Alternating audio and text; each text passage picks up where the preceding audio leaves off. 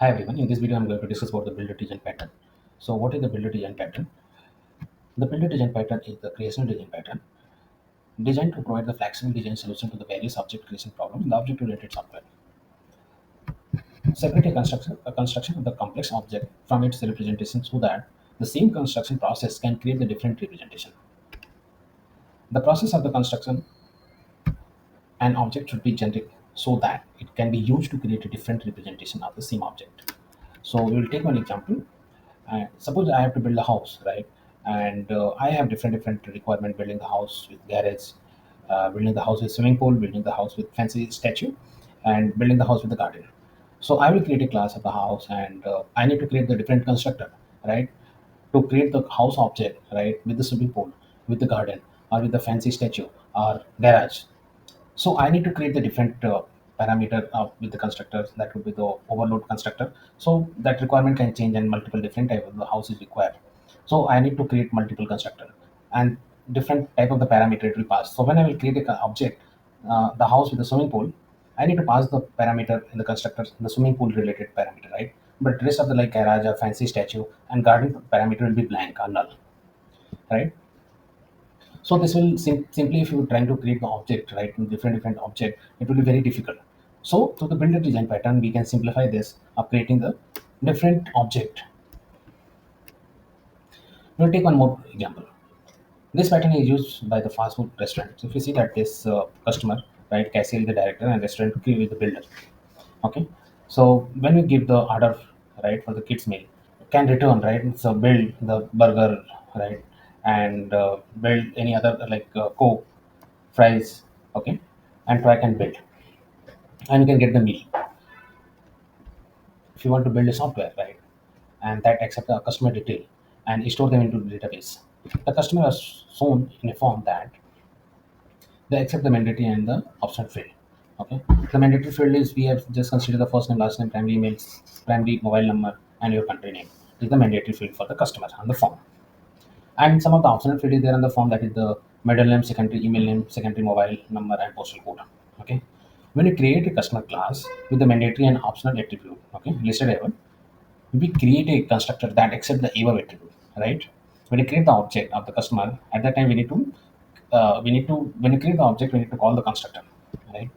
Since some of the constructor are optional, so we need to pass the null or blank value, right? So that attribute we don't want to use. So if you don't want to use any attribute, that we need to pass it blank, right? The builder design pattern lets create an object step by step without passing the value to the constructor. So here we can see that this is the customer object, and here we some of the mandatory field and some of the optional field. Okay. So what is the class diagram? You can see that. So we have the product, actual product, and we need to create it the builder. That will be the interface or abstract class. Okay.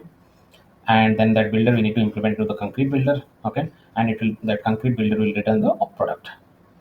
Okay, so get result will return the product, whatever the product will be. Okay, and director is responsible for the calling it.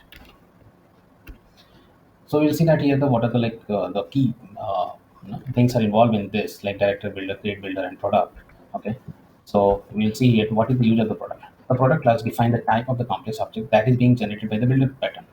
So this is the actual the product that is going to build it. Okay,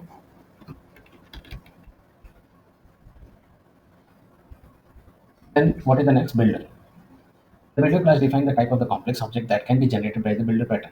Each step is generally abstract as the actual functionality of the builder is carried out in the concrete subclasses. Okay, so this builder that could be the interface or abstract class, and that will be used in the concrete subclass as a concrete subclass. And get product method is used to return the final product. The builder is often replaced with the simple interface. Now we'll see that what is the concrete product.